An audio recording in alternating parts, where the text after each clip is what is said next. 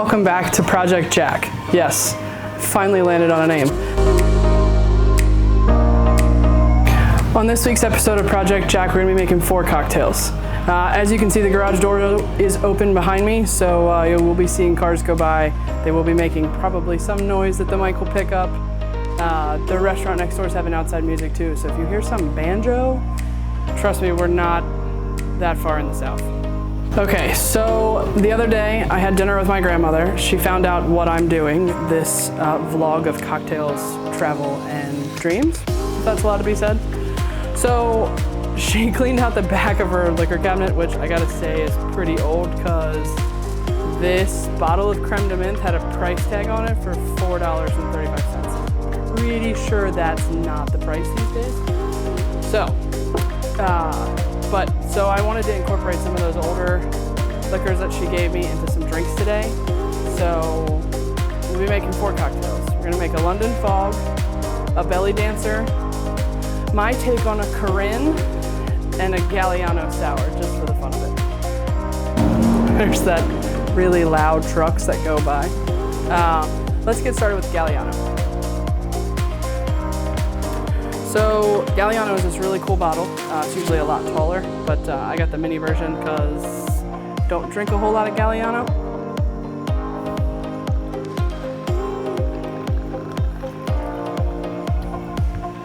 I got better pours, by the way, guys.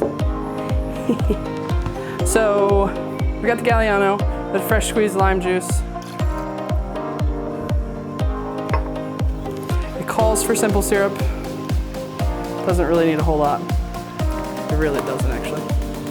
So it also calls for a dash of bitters.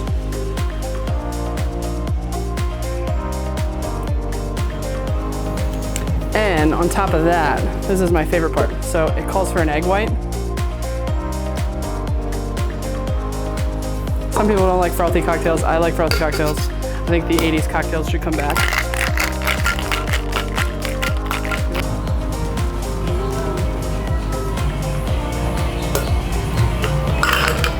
You can see how nice and frothy that got. Usually this being a better glass, but I don't have those really cool glasses, so. That's the Galliano Sour. Sometimes you should double strain them too, by the way, but it takes out some of the froth. It'll get the pulp from the lemon juice, but it'll take out some of the froth. So it depends on how much of the frothy head you want. Does anybody else like really old cocktails? You know, like kind of like that old soul of a drinker. Sorry about the cars going by. So, like, I'm an old soul when it comes to drinking. I like gin and tonic. I like a Manhattan. I like an old fashioned. I know those drinks are making comebacks because of bourbon bars and just the style of speakeasy that's making its return. But the London Fog is another one of those old school drinks. It's something that my grandmother used to drink. It's just a classic. It's got that good flavor, that good color. It's a fancy enough cocktail, but it's literally just 2 liqueurs with a dash of bitters. So let's make a London Fog. So it calls for 1 part anisette, 1 part creme de menthe, and a dash of bitters. So here's the anisette.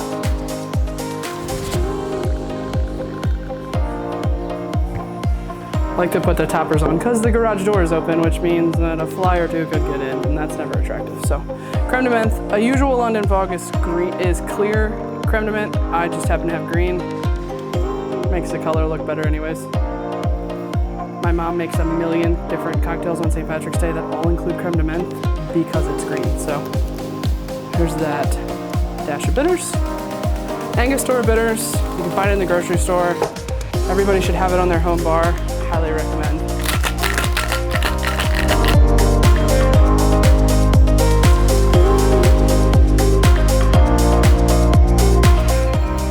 Double strain it for that bruising again that we talked about in the last episode, which I can already see some of it in the strainer. It's kind of hard for you guys to see, but in any cocktail glass, I have to be completely honest. I looked it up on Google to make sure I was using something that was right. It showed it in a martini glass, it showed it in a coupe, showed it in a classic rocks glass. It's up to you. It's your pick. Cheers.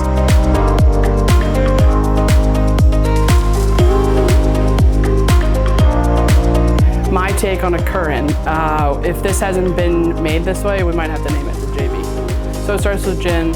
Again, from last video, J. Rieger and Company. You gotta have it, you gotta try it. Best gin.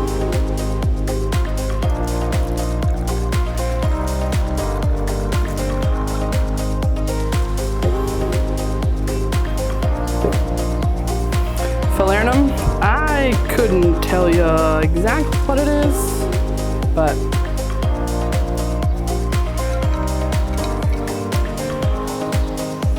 it smells really good, I can tell you that. Lemon juice. I squeezed the lemon juice before the video. I promise it's real lemon juice this time. It's not the lime from concentrate as the last video. So 1 bar spoon of blueberry powder, because it's got powder in it. So the blueberry powder can be found anywhere. The grocery store, I went and I found it at Whole Foods. It is a pretty decent supplement. It's got a lot of superfoods in it. Not that mixing it with gin makes it healthy, but here's the tip. I'm gonna double strain it because of the powder.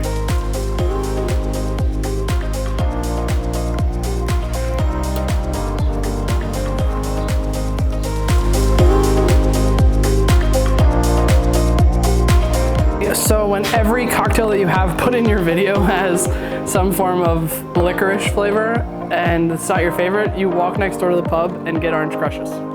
They're delicious.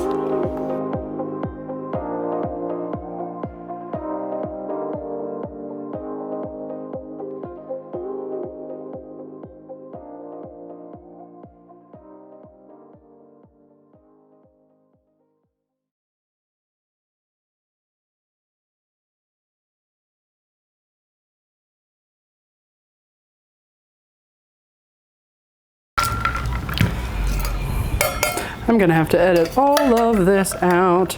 Soul of a drinker, sorry about the cars going by. So